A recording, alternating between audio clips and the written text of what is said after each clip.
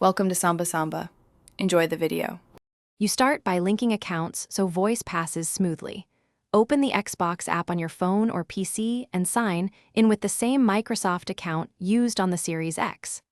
Once done, go to Settings on the console and confirm privacy permissions so apps can access voice and multiplayer. This prevents dropped connections.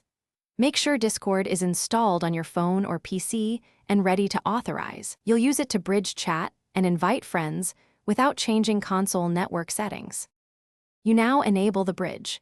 In the Xbox app, choose your profile and navigate to Social Settings, then select the Discord integration and sign into Discord to grant voice permissions.